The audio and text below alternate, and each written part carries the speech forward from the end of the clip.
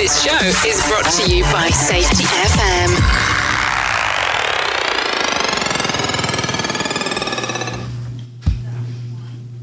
From the border of liberty, prosperity, and the highway to the north.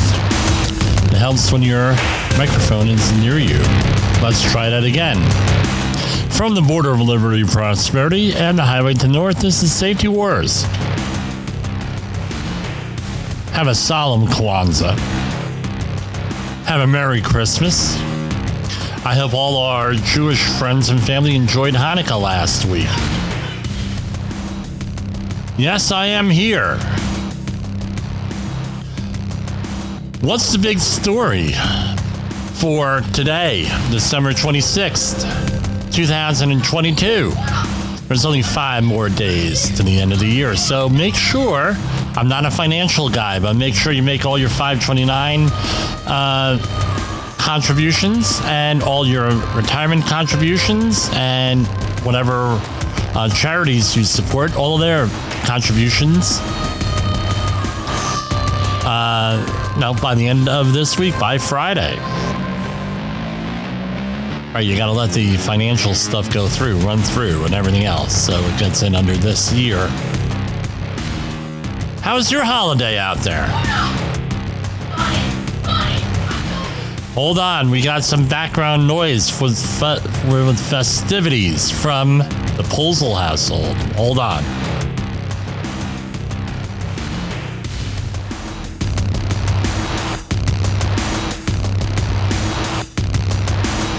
Anyway, they're playing Uno. We play very cutthroat games of Uno in our family, going way back.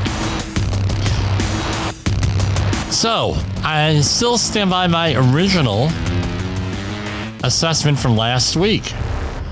And this is going to be a running theme, I think, for 2023. How are we being controlled? How are we being put on edge? Inside and outside the work area.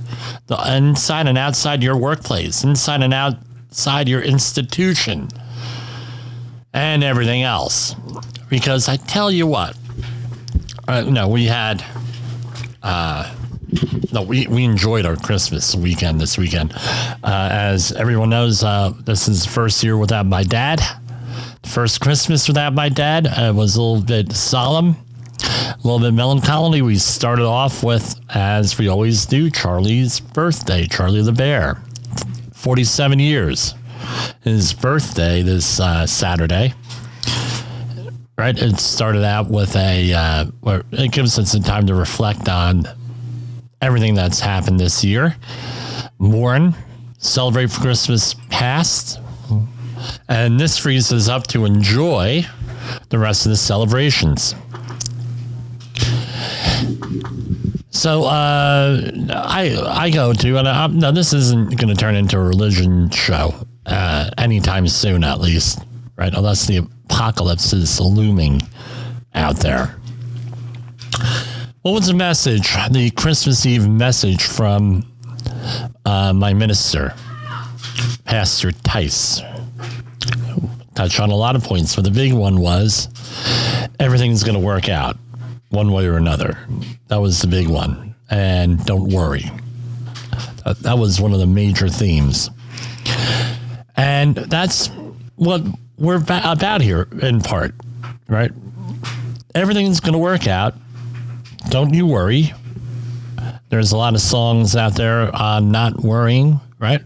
One of them was from September 1988. How do I remember it? Because it was my first week at college. And it was Don't Worry, Be Happy, right? But let's be realistic. There are things that you need to be concerned about, things you don't need to be concerned about, and everything along the lines. And we're all about building capacity here, especially with one of our themes, especially every September, with disaster preparation. And we're going to expand on that again. This will be our third year covering it this year coming up in September. So stay tuned on either the podcast or live show. What's been all over the news, especially here in New York, because we've had, as of this evening, 27 confirmed deaths in Erie County and one in Niagara County in New York. And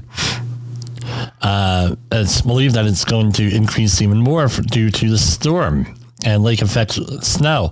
There's been varying reports all over the Midwest and wherever the storm has hit, up to 50 people dead so far. Where are people dying? All right. And of course, it's news and commentary here that we do. So they have a breakdown here in New York. They're saying that some of the people, the number of dead is now higher than the blizzard in 1977, where 23 people died. I remember that blizzard. That hit New Jersey. Same week, I believe. Officials added 12 weather-related deaths this morning to 13 announced.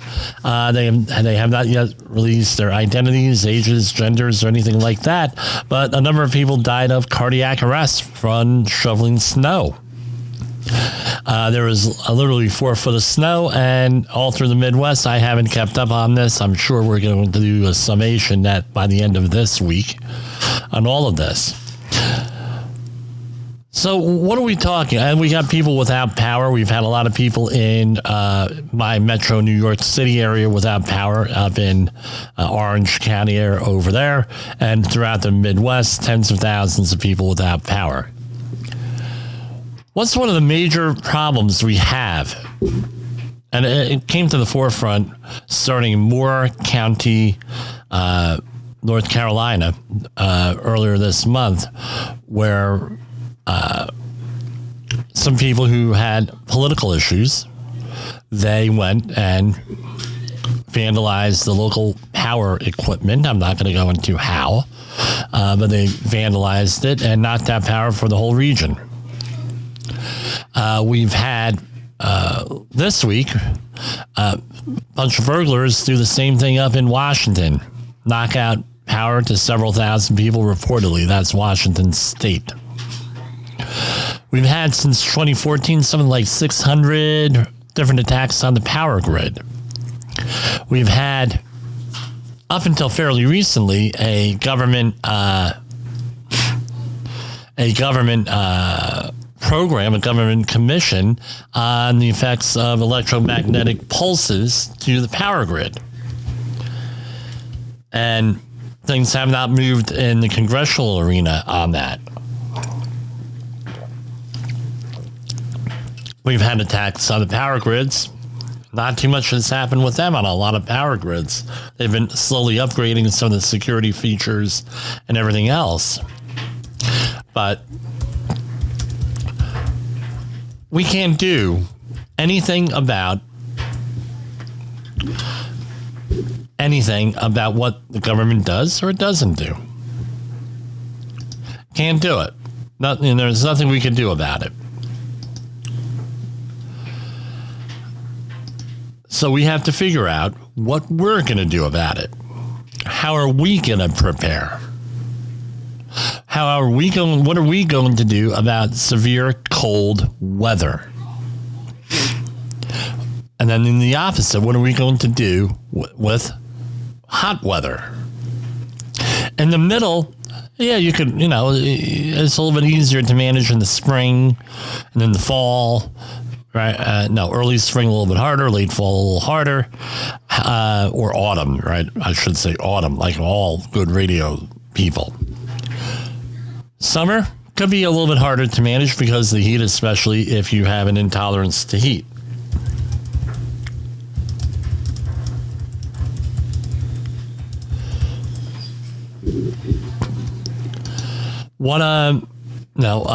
So what were some of the issues here?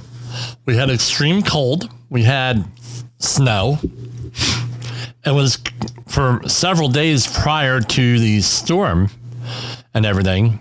This is been an issue.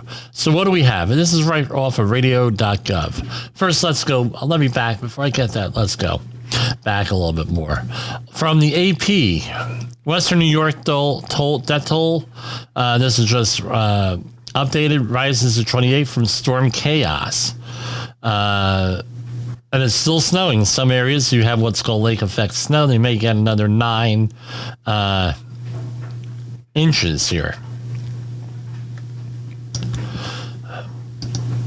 We have over in looters, raid stores closed by devastating Christmas storm that left 50 dead and millions without power.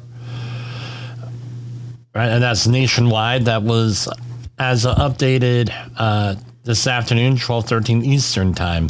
Death tolls allegedly going to go up higher. Southwest Airlines hit by massive disruptions and flight cancellations. 64% of their flights are canceled. 4 feet of snow up there in there. So I don't know how long it's even going to take to get out of this situation, but let's talk about this. I'm looking at a map, and almost down in J. Allen land, somewhere in northern Florida, it's 38 degrees. And we're getting sold out by the Dakotas, minus 17. This is with the wind chill, minus 17, minus 22, 1 degree, minus 12. Over here in Rockland County, New York, 22 degrees wind chill. It's going to be lovely in tomorrow when I do my audits out in the snow. Well, not in the snow, but in the cold. So what's my whole point here with everything? All right. You cannot do a damn thing about what the government does or doesn't do. There's nothing you can do about it. So the question is, what are you going to do? First, what do you have to plan for? I got up ready.gov here, and okay, power outages. This is updated in October this year. I think we covered this one time before. Extended power outages may impact the whole community and the economy. A power outage is when the electrical power goes out unexpectedly. A power outage does 4 things that they list: disrupt communications, water and transportation, close retail businesses, grocery stores, gas stations, ATMs, banks, and other services, cause food spoilage, water contamination, and prevent the use of medical devices. There was a book that came out several years ago by William Forstchen, 1 second after. And then he had, like, 1 year after was another one. It's a fictionalized account of what could happen if something if there's electromagnetic pulse attack on the United States, and like a lot of these disaster novels that are out there, they focus on a small town in the middle of nowhere. And this is a town of Black Mountain, North Carolina. It's centered around. And small town in western North Carolina. And what's the population? 7,848. And it goes through the whole sequence of events without power. So what happens is the phone, all of these things happen, but within a year, people who need medical care are pretty much gone. So you're talking your type 1 diabetics that need insulin to survive. I've read that they have without insulin, they had an 18-month life span, roughly. Most diabetics in the 1920s, type 1. Type 2, you could do without medication for a short time, and then you run into problems. So within 1 year, an EM attack in the book, the United States is described as having 30 million survivors, down 90% from a pre-attack population of 300 million. In the book, we were invaded by Republic of China and Mexico. And it goes on and on and on with that. What happens? We know already when we went through the lockdown. And this is when we had power. Supermarkets are empty, right? Supply chains are disrupted, to say the least. Without power, you ain't getting anything here. And you're left to fend for yourself. And that's what the point of the book. How does this apply to our situation? One of my relatives in eastern Pennsylvania, her heat went out with the severe cold. Now what she have to worry about? Not only with staying warm with her and her pet dog, but also pipes freezing. What are you going to do about that? There are many different things you could do about that. I'm not, right, with that. Portable heaters. My grandmother used to keep the water running slightly at a drift. This way moving water is a lot more difficult to freeze. When you get to this extreme cold, I don't know if that would necessarily work. Pipes freeze in the house. Now you got a flood. With this cold weather, I think your food spoilage is going to be at a minimum, but how are you going to do to heat it up? With an extended supply chain issue, now you have issues of medication, fuel. Some people I know were camping out in their cars because why? Their cars had heat, but how long is that going to last? Then you have people who were freezing to death in Buffalo on the way to the store because they ran out of food in the house. With today's economic times that we're experiencing out there, we know what they are. Hyperinflation, which was, by the way, predicted many years ago. My family had to live with it in Europe, and right after World War I, in Germany. That's one of the reasons why they came over to the United States, was hyperinflation. Right, everything going on over there, hyperinflation. Things cost more money. Maybe your Christmas was a little bit more sparse this year and other holidays because of this. Now you have access. No retail businesses are open. Now we have looters. What are they looting? Are they going to be reselling items, right? Food, everything else that goes in there? Presumably in this book, right, the whole economy collapses, so you're back to an anarchist/barter economy. Grocery stores closed. A lot of the grocery stores were still closed today, or they had limited hours. Gas stations without power. Let's say that you're running off of fuel oil. You can often get fuel oil, right, from a regular fuel station. Well, guess what? You can't get that, even a 5-gallon thing. ATMs are out, meaning they're empty. Now, what are you going to do? You don't have cash. You don't have credit cards. There's nothing in there. All other services are disrupted. Am I saying being paranoid? No, but you need to be prepared for when this type of attack happens, or more likely a weather event, or a terrorist attack like we had in Washington this week, where in Moore County, North Carolina. Well, Jim, how can you call that a terrorist attack? Well, it turns out the people in Moore County were allegedly protesting a group who was in town that they didn't want in town. Well, that's the story for another day. What happened in Washington allegedly is a whole bunch of robberies, Christmas robberies.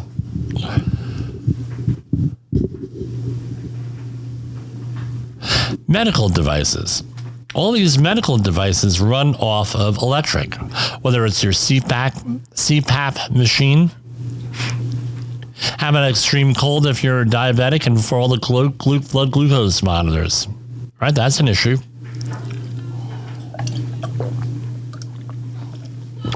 Pardon me, I'm taking a drink. No, it is regular. It's ginger ale without alcohol. Other medical devices, oxygen. How about you're in a hospital? They go down, they have a backup generator, but that only is for so long to run all their medical equipment. You'd be surprised the number of people that have medical equipment in their house, whether they're oxygen machines. Now a lot of pacemakers have, not now, I mean, it's been a long time, they have Bluetooth enabled, they're Bluetooth enabled. I know my brother's, his was Bluetooth enabled, and they detected a problem a couple of days before he passed away, and they said, go to the hospital now. Right, he got a phone call. Everything else that goes on there. So what do you do? If right? Keep freezers and refrigerators closed. That way we keep things, that temperatures they're supposed to be. And you're going to say, well, Jim, it's all these cold temperatures outside. Okay, great. It's cold temperatures outside. Refrigerators not only keep things cold, but keep it warm, keep it at the right temperature. I have a lot of experience with that at my parents' summer house, where things are in the refrigerator and froze, right? And just by keeping it open and shut, and we had that at college too. Just keep things open and shut a couple of times a day, nothing freezes. You keep things shut, and cold weather, guess what? It might freeze. Do not use a gas stove or oven to heat your home. That's because of carbon monoxide poisoning. We talked a lot about that's actually one of the greatest threats to a homeowner for poisoning is carbon monoxide. Disconnect appliances and electronics to avoid damage from electrical surges. So when the power comes on, you may get an electrical surge. Have alternative plans for refrigerating medicines or using power-dependent medical devices. There are alternatives. I'm not going to recommend anyone in particular, but you have to do an assessment yourself and figure out for yourself what you're going to need to do. And check with local officials about heating and cooling locations open near you. So Buffalo, I know, and a lot of the other areas around the country, New York City is one of them. They have heating and cooling locations, right? Heating this time of year, cooling other times of year. But what's the whole point here? Assess the 3 A's, what we use in disaster. Assess, analyze, and act. Assess what your needs are going to be. Analyze what you're able to do, and then act. So I always say this, and this is probably because of because of a couple of families I know who went quote unquote off the grid as far as energy is concerned. It took them about a year and a half. Right? If you're going to be in an apartment house or other high density housing, your options are very limited.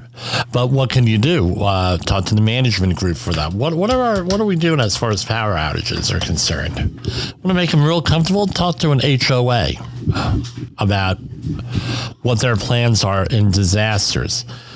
We've had Dawn Becker on the air several times here with talking about homeowners associations and how they're underinsured. Do they have enough insurance with this? What are their plans? How are we going to do this? Do they have a disaster response or disaster preparation coordinator to help things? That could be, right? You want to become a leader in your community? That could be a leadership opportunity, even if on an unofficial level. So what do you need to do to prepare for a power outage? Okay, power supply, what are you going to do? A generator? Are we going to use that properly? Is the generator going to be 30 or 40 foot away from the house? Do we have enough fuel? How are we going? What are we going to connect it to? Is it going to be connected to the home power? Or are we going to run off of extension cords? Or how are we going to secure the thing? Because I assure you that things are probably being stolen out there in Buffalo right now. So this is right off of ready.gov. Go to a community. They recommend going to a shelter with power if heat or cold is extreme. Prepare for a power outage. Take an inventory of the items you need that rely on electricity. Plan for batteries and other alternative power sources to meet your needs when the power goes out. So what we've done in our house is every entrance has a flashlight. So you want a flashlight? You go to the entrance of the house, then you will find a flashlight. This way everybody knows where they are. We also have every medicine cabinet has a flashlight. That means every bathroom has a flashlight. So we have central locations there. Also, each child in their nightstand has a flashlight. That's what they say. Have a flashlight for every household member. And conserve whether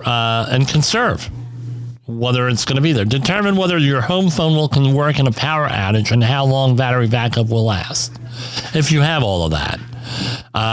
Do you have an old-fashioned hardwired phone like my mother? We have voice over internet here, and like most homes now.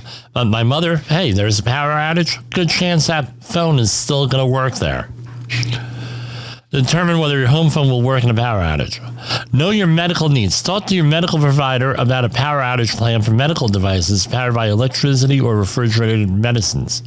So they do make small batteries about the size of a car battery and moving on up, power banks that could run small refrigerators. I used to have a very small refrigerator for one of the projects I was on where we needed one. And that's where we kept samples in there, or either samples, and then you can't mix up your samples for like air samples, water samples, soil samples with food, right? So we had a small refrigerator that was, I'm talking maybe 8 inches by 8 inches by 8 inches, that we were able to keep things cool. Right. And it would be good for like 2 or 3 bottles of water, medicine in there and everything else. You could probably hook that up to a battery or a generator. No problem. So for example, some medicines, they say, well, they're in a refrigerator. But if you read the instructions and everything, you could probably get by with some medications. I'm not going to say which ones. I do know which ones, by the way. You could get away with a little bit of a higher temperature. Install battery operated, right? Carbon monoxide detectors, right? On every level of your home. This way, if there is a carbon monoxide buildup, you'll have everything in there. As far as cooking is concerned, right? Do you have gas for like a stove, charcoal grill, what have you? With that. Consider turning off the main power to your house until power is returned. Why? You can't turn off everything. You're always going to miss one item, and a power surge, getting out of that power at one time, may destroy something. Food storage. Have enough non-perishable food and water. What they're recommending is 48 to 96 hours. If you recall from our disaster response month, that's what we call a class 2 emergency. That's what the Safety Wars calls it.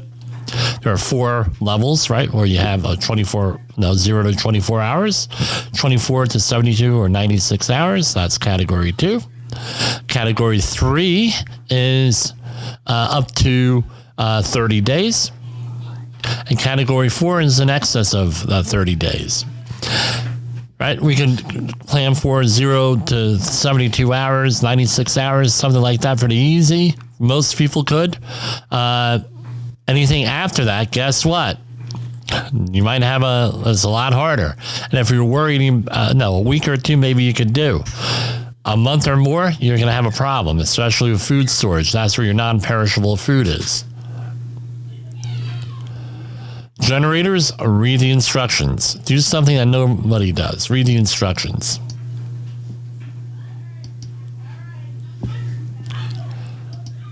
Now, I suspect a lot of the folks who left their house to get food were probably elderly or disabled. That's an issue out there with that. So if you have elderly or disabled family members, check in on them. Find out what their situation is. You may want to have, often what families will do is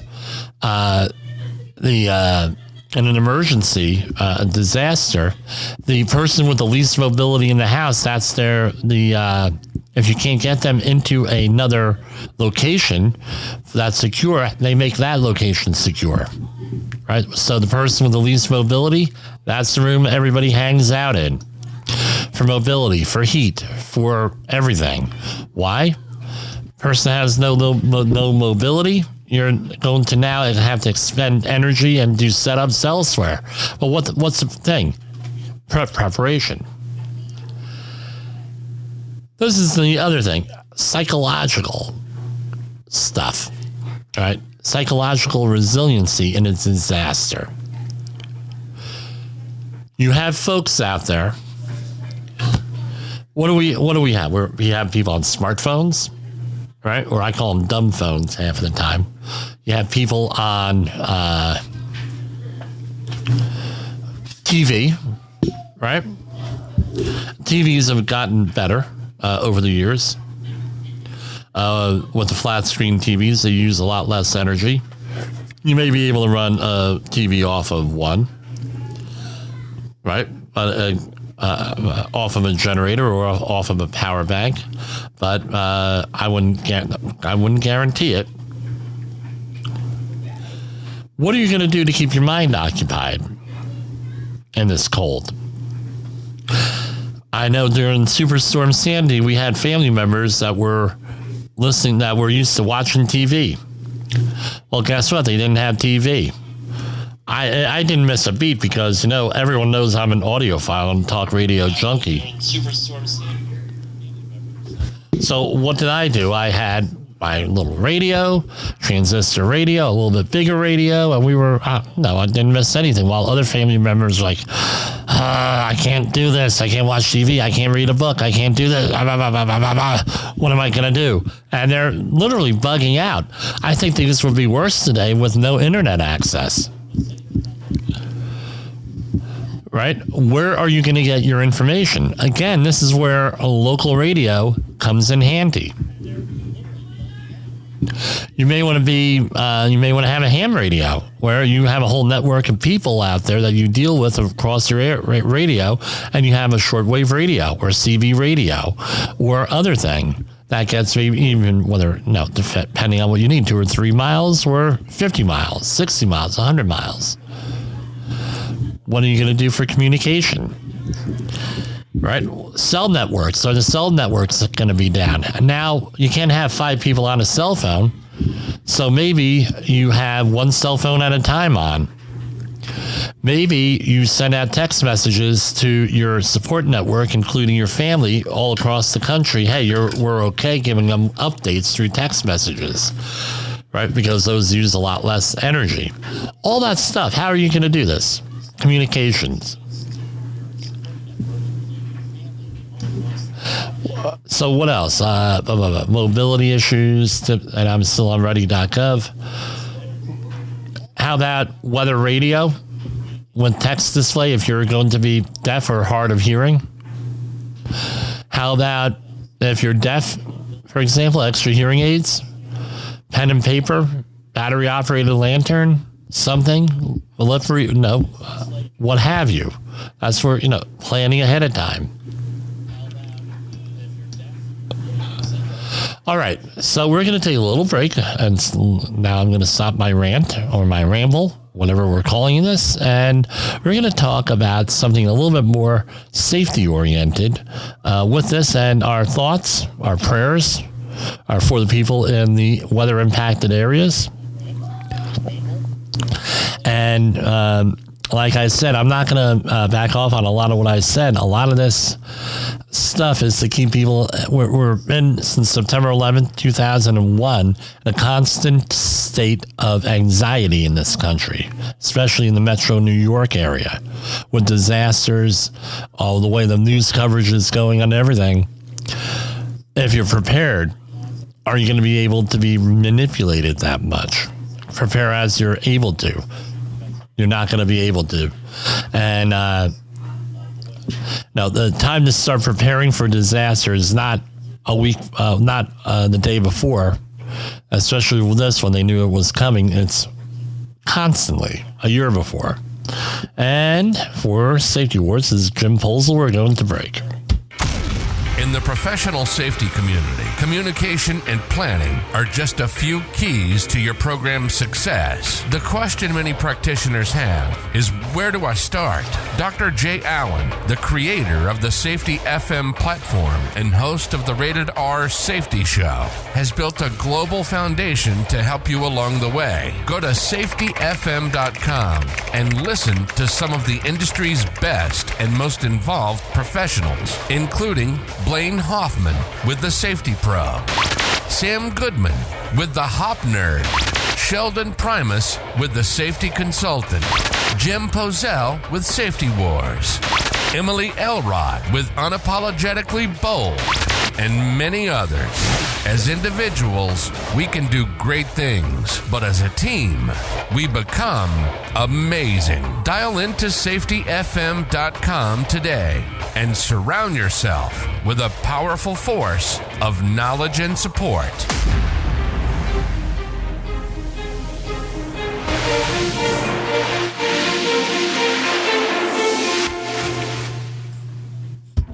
OSHA recordables, first aid cases, catastrophic losses. You want answers? So do I. This is Jim Posel with Safety Wars. We have a little bit of financial news here. The metals markets are still open, so we got gold at 1812, up slightly. Silver at 2406, up slightly. Platinum up to 1047.30, up slightly, and palladium at 1860.50. So I don't know if you folks heard about this one. There's been a little bit of a media blackout here. An executive producer at ABC News died suddenly at the age of 37. And the sudden unexpected death of executive producer for ABC's This Week with George Stephanopoulos at age 37 over the weekend has come sounding alarm about the possible dangers of COVID vaccinations, even though it has not been determined if the shot played a role. The person who died is Dax Tahera. I'm sorry if I am not pronouncing that correctly. Dax Tahera died suddenly Friday. ABC's Rachel Scott reported on the air on Saturday. The cause of death was reportedly a heart attack. And our condolences go out to the family there. But again, with the vaccinations, check out with your doctor what your risks are, what the risks are for you of getting one and not getting one. I had a long conversation with my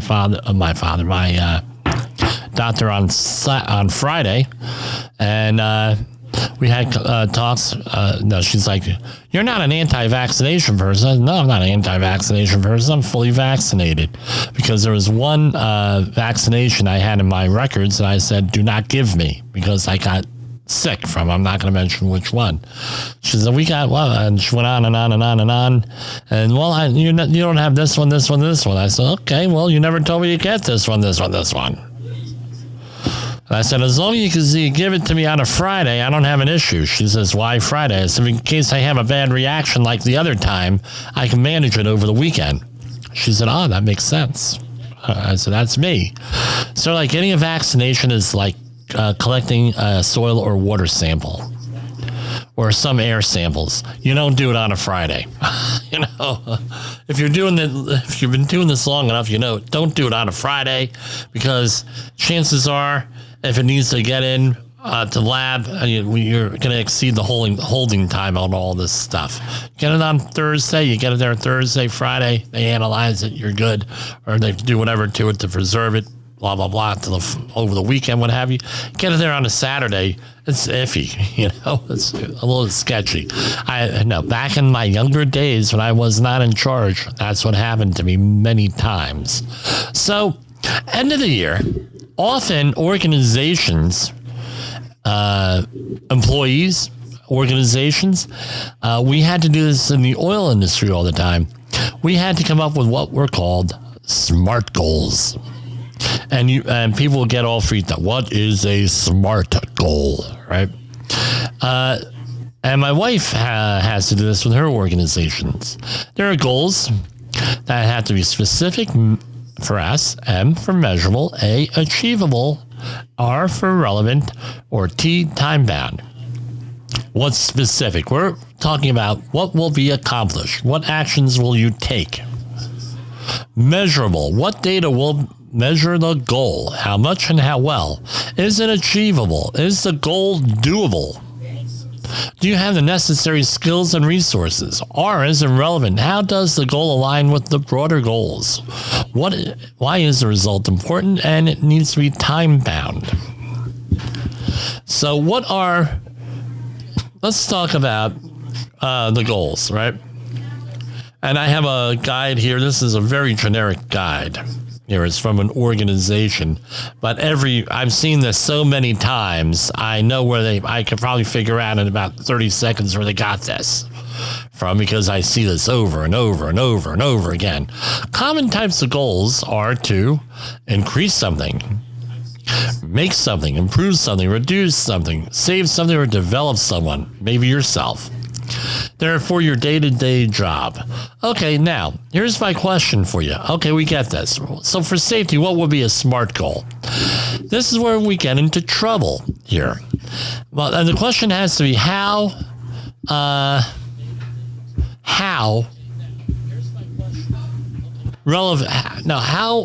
compatible, that's the word. How compatible are these SMART goals with human and organizational performance? But behavior-based safety is real simple. What will be accomplished? We're going to increase auditing, and we're going to increase near-miss good catch reporting, and we're going to increase that. Oh, really? Well, that's very easy data to measure. Now we get into measurable. So now we're going to be measuring near-miss good catches. I'm going to ask you this. Is your organization mature enough to manage that information that they're getting? Do you have mature managers? And I'm going to say that, mature managers, because I tell you what, one of my projects had a near miss last week, and guess what? Half of the people were under the old system freaking out. How can you have a near miss? No, you're bad employee. You had a near miss. Versus the other half was like, okay, you had a near miss. Thank God nobody got hurt. Okay, now what went wrong? And how do we prevent that from happening again? What can we do to learn and improve? How's your organization going to handle? That's why you got to be careful with saying we're going to be monitoring these matrices. Is the organization mature enough? What's their reaction? All right. Are these going to be stretches? Or are you going to say, well, I'm going to have 5 near-miss reports a month? Well, are you working with people that know what they're doing and have a nice system set up? That have a system set up so they're in the skills-based mode, so they don't have too much human error there, and there aren't too many near-misses there or anything else, right? That may not be a good place to start with that. Auditing. All right. Again, the other thing, if you do an audit here, or if you're auditing people, are they going to be okay with the information? Because usually this is what happens, especially the big things. 95% of the time, and these are real numbers here, 97% of the time, in excess of 90%, everything is going well. There are no problems. And when we do find something, it's some kind of unsafe condition where we don't blame the employee. Well, why don't we blame the employee? Because you guys will fire him or her. Smack, they'll have to go into, it'll be like the, right, and you Star Trek fans will get this. Now, how many lights are there? There are 4 lights. No, there are 5 lights. Zap, right? And they slap you. And then by the end of the process, how many lights are there? There are 5 lights, and there's actually only 4. Right? But this is basically what it comes down to with that. Is your organization mature enough? Do you have something set up where you're going to be generating data, and how are they going to react to that? Right? What will be accomplished? What will your actions take? So be very careful on what you choose. What are some of the other things? Right? Well, we're going to conduct training. Right? We're going to start training people. That would be good. That's another good one. We're going to not only educate, we're going to train people, and we're going to show them how to do things in the field, or get their input on how to do things in the field and make this a safer place. So we're going to do this. We identified 25 different activities. We're going to, the first 3 every quarter, we're going to take part 7 or 8 activities, and we're going to do an audit. We're going to write up procedures. We're going to see if the procedures are relevant. We're going to train people, and we're going to make allowances for operational upsets when these procedures don't apply. And we're going to get everybody here really set up and think, this is as safe as possible. That's a good goal, right? That would be with that. Housekeeping. Again, low-hanging fruit, housekeeping. The place looks like an S-hole. Let's go and have, we're going to be housekeeping. I had one organization, they had a major housekeeping push, and it took about a year for the housekeeping to go through the whole plant. And they had 4 people, 5 people working every day on housekeeping. And they threw out containers and drums and all different types of stuff. At the end of the year, everything was looking really good at that facility. And then the next year they said, well, we're going to paint everything, right? Paint all, not the tanks, not the process, but like the railings, and we're going to beautify this place a little bit, make this a positive place. Really good thing, wasn't it? Now the thing is doable. When you're a safety person and you have to come up with these SMART goals, remember, it's not you doing them. It's not you doing the SMART goal. It's your team doing it. Your workplace doing it. Can you get everybody else on board with the SMART goal? What will your organization handle? What will your management handle? Because I tell you what, you come up with a goal, and guess what? It all falls on you, buddy. Right? All falls on you. Now on top of everything else that you have to do as a safety professional, and you're doing safety, you're not being a coach out there, you're not helping people along, you're not doing everything. Now you're doing safety. Now you're doing paperwork to prove that you're doing your goals. Is everybody else going to be cooperating? Are they relevant to what you're doing? So this is where you could go, and when you're creating these goals, hey, what's the organization doing for the next year?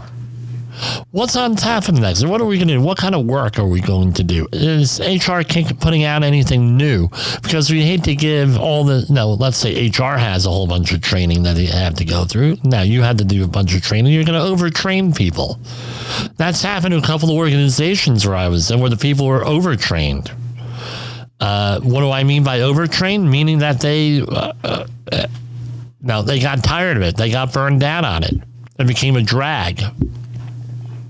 Can we switch things up? Can we work with other parts of the organization where rather than doing all these training classes, maybe we could integrate some of the training classes with another program? Huh? How about that? Now you got everything going in there all together. And then time bound. What's the specific time frame? I'm going to tell you, if there's no time frame, chances are goals aren't going to happen. Whatever it is, whatever the reasonable thing is. The other thing is, who's responsible for this? Who's managing it? Because I tell you what, and it's a cliche, but it works. If no one's responsible, nothing gets done. Right? It's along those lines. So it could be these SMART goals. Right, here's more of the goal. When setting a goal, be specific about what you want to accomplish. Right, this isn't a detailed list of how you're going, but it should include answer to the popular W questions: who, what, when, where, which, why. Right? Why? What's the reason for the goal? And, you have all different guides. They're measurable. What kind of measurable? Is there a direct measurement that can be made? That's why it's very, very attractive for organizations just to put out a TRIR goal or an experience modification rate goal, or something like that, because now that it's easy to do. But I'm going to challenge everybody out there to try to have something that's not so easy to measure sometimes. There are ways that things that you can't measure that are very critical to safety. For example, corporate culture. Very difficult to measure that. Very uncomfortable to measure that. in safety. The other thing is this, with the way that human error works, I've been at organizations that were doing things like they were doing all along with no accidents and no injuries. Then 1 year, everything goes to Guvno. Right, one organization over a 20-year period, there was a 2-year period, they had no OSHA recordables. And then there was an OSHA recordable, they have 3 or 4 a year. That's what they get. That's what they are. Is it achievable? Isn't something that can be achieved relevant or time bound? Now, my question is this. I've gone on, I worked in corporate America for many years. I had corporate goals, corporate jobs, right? Early in my career. I had my own company for a long time now. It's scary. A lot of the organizations where you had to report to oil companies, we had to have SMART goals. My question is this. You're working in an organization. You could be a manager. You could be an owner.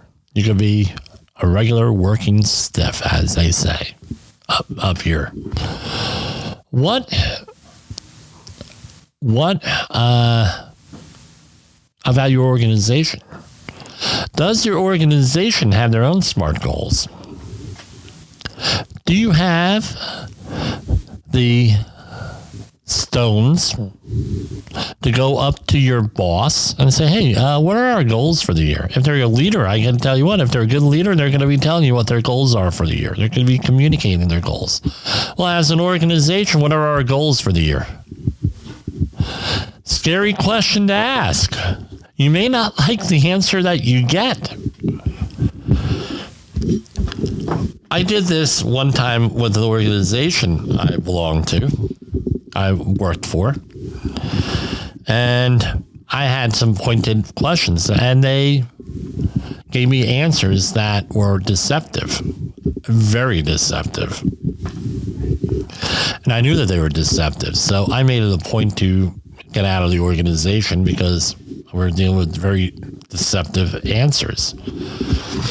And 10 months after I left the organization, the things that they weren't honest with me about came to fruition.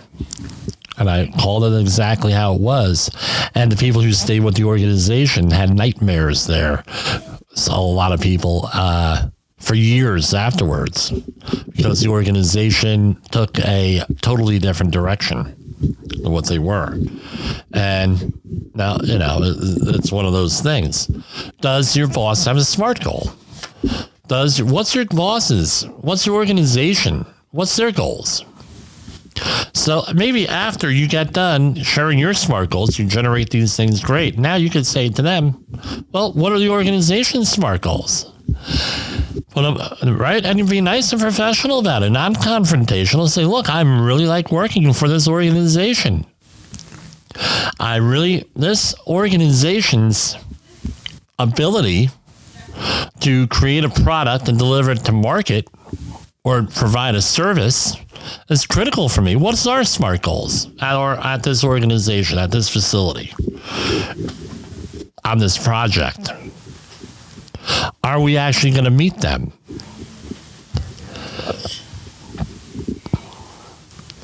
You can turn it around on them. That's, again, part of, I had a relative say, well, Jim, what is the point of safety wars? We have a lot of points here. Disaster preparation.